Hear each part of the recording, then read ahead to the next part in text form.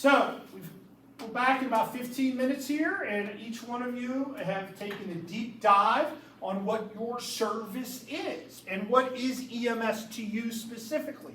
And having 15 people in the class and having 1, 2, 3, 4, 5, 6, 7, about 8 different experiences throughout roughly Lancaster County and York County. Let's talk about what everybody else does and what what you think we do. Let's start with the Lancaster EMS. Go ahead, Joey. Christian. We are Lancaster EMS, wherever our name is somewhere in here. We're a nonprofit organization. Okay, so where does your money come from? Interfacility transports, wheelchairs, community care medicine, mainly. It's also referred to as fee for service. And every now and then maybe a 901 when people decide to pay their bills. Okay. We have an EMT program. Kind of have a paramedic program. I know this is a weird. It's called a consortium, but yes, we do. We do some long distance sometimes. We run squads that use BLS trucks and dual medic trucks every now and then. We work 16, 12, and 8s. We have the BLS, ILS, and ALS trucks. We have all of these ambulances and MICUs and squads. For saying 40, we didn't do the number of that. But Okay. all the trucks down. We have mostly all paid staff minus one person who is our only and a volunteer. Still runs every now and then. Okay. 4 hospitals in our county. We didn't finish this. Okay. 1 level 1 trauma, 2 specialties, so lids and limbs of babies. LGH is kind of all inclusive. We bring everything to them, just about. And then 3 primary strokes. What else? What's your annual budget? Do you know? Whatever the email is that Bob sends out every few months. Approximately $16 million. Okay, approximately $16 million, which is about 1.25 every month we're putting out. Our largest cost? Payroll.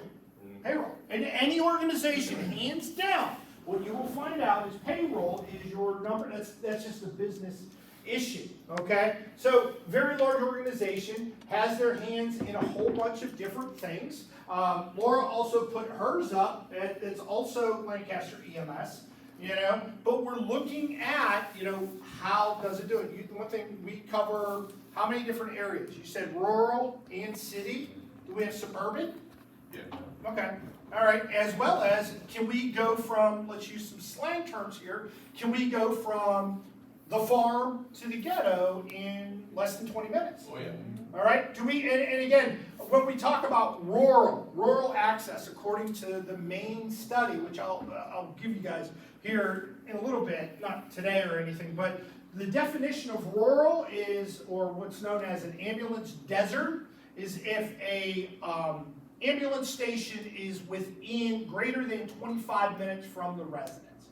So do you all have service areas somewhere along the way where somebody lives at least 25 minutes away from an ambulance station? That's considered an ambulance desert. And there are some areas, this area and where I'm from Western Pennsylvania, are highly connected with EMS. Do me a favor, go to Montana. Look at North Dakota, look at South Dakota, and you'll find out that the majority of the hospitals and the majority of EMS is around where there is a population. All right, is a population. All right, gentlemen, thank you. Barrett, what do you got? So for me, for after the ambulance, have 3 ambulances, do 911 patient care. Just went intermediate just the other month. Also do non-emergency transports and stuff. We do 12, 16, and 4-hour shifts. We're not all hazards, and we're a combination of volunteer and paid staff. Primarily suburban and rural areas, except for boroughs, more of the suburban type of. Okay. BLS, then the charting of calls. We try to do community outreach at different events and all. Okay. Then roughly 3,000 patient contacts. Then we also have major 2 major roadways in our coverage area. Okay.